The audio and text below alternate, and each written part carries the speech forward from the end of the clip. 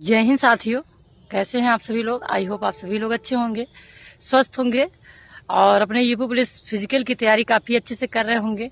तो दोस्तों, अभी तक आप सभी लोगों ने नोटिफिकेशन देख लिया होगा कि आपका जो यूपी पुलिस की रनिंग होने वाली है वो 10 फरवरी से स्टार्ट है।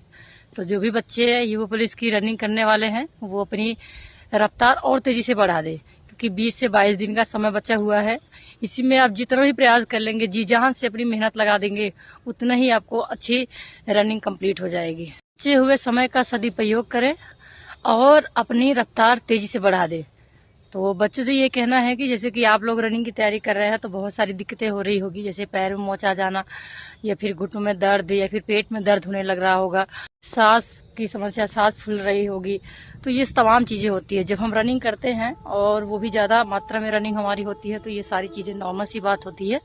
पर इसके लिए हमें अपने आप को मेंटेन करना होता है और अपने डाइट प्लान को मेंटेन करना होता है और स्वस्थ रहना होता है। हिसाब से ही हमारी फिजिकल की तैयारी अच्छे से हो पाएगी। इससे पहले हमें ये ध्यान देना है कि हम क्या खा रहे हैं और क्या खाना चाहिए, क्या नहीं खाना चाहिए, क्योंकि एनर्जी चीज़ें अगर हम खाएंगे तो हमारी एनर्जी, हमारी स्टेमिना बनी रहेगी। और ऐसे ही अगर नॉर्मल चीज़ें खाते पीते रहेंगे तो उतनी तरीके से हमारी एनर्जी मेंटेन नहीं हो पाएगी।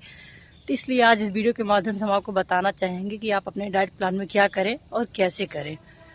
एंड कुछ चीज़ें होती है जो सभी जगहों पे अवेलेबल होता है और कुछ चीज़ें होती है जो मान लो उस लायक हर कोई नहीं होता है कि सर्वाइव कर सके।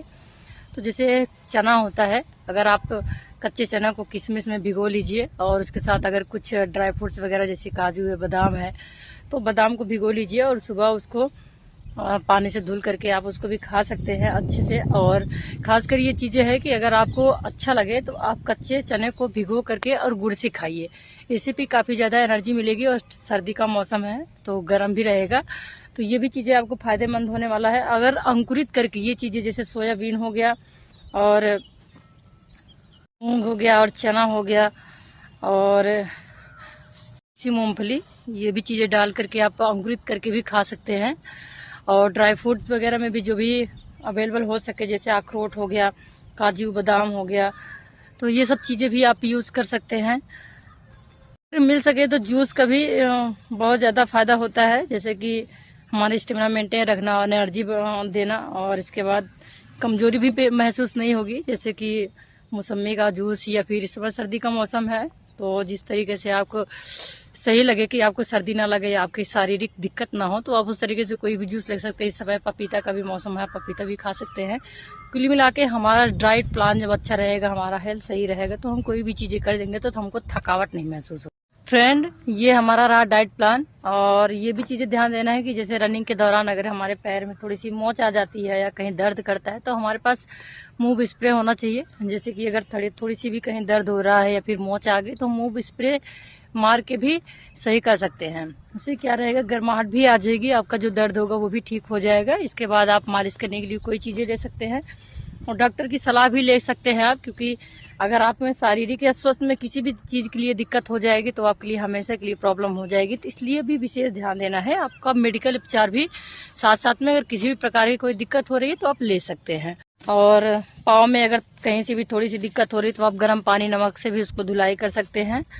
और ये सब चीज़ें ध्यान देना है कि हमको किस तरीके से अपने आप को मेंटेन रखना है, क्योंकि देखो अभी तक हमारा जो एग्ज़ाम था वो दिमाग से था, माइंड से था, तो हमको उस पढ़ाई करके प्रिपरेशन करके एग्ज़ाम देने जाना था। और यहाँ पे हमारा शारीरिक मेंटेन होना बहुत ज़रूरी है, क्योंकि यहाँ पे अगर हम शारीरिक स्वस्थ रहेंगे, हमारा शारीरिक मेंटेन रहेगा, तभी हम यहाँ रनिंग क्लियर कर पाएंगे और तभी जा करके हमारा आगे चल के मेडिकल फिट होगा।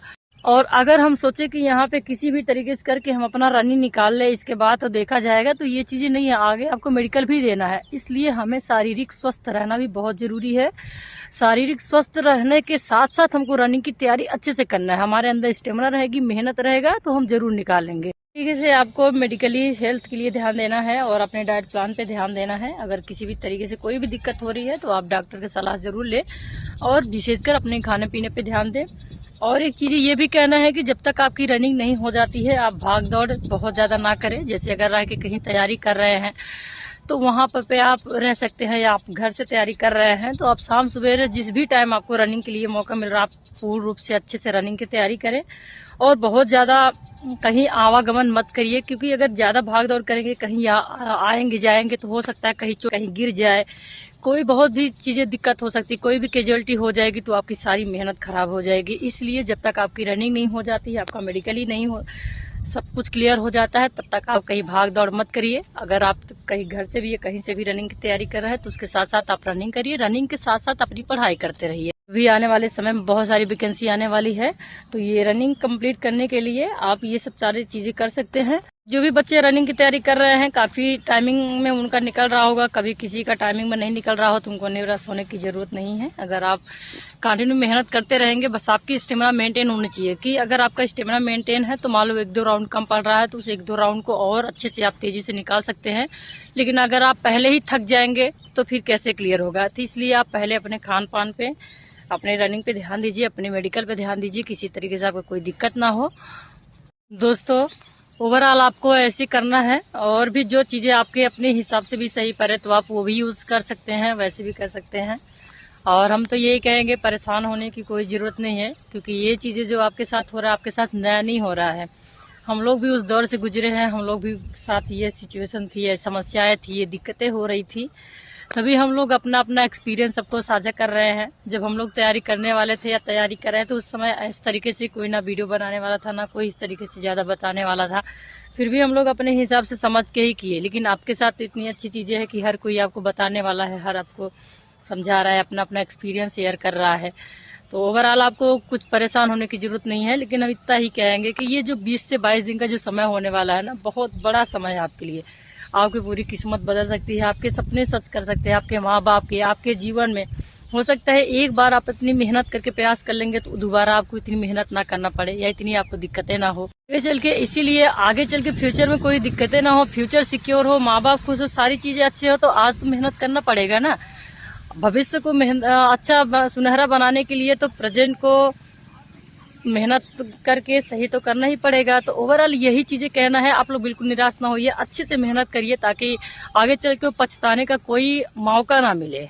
बस अच्छे से कर जाओ। फिर से नई वीडियो के साथ, नई जानकारी के साथ आएंगे, तब तक के लिए नमस्कार, जय हिंद, ऑल द बेस्ट।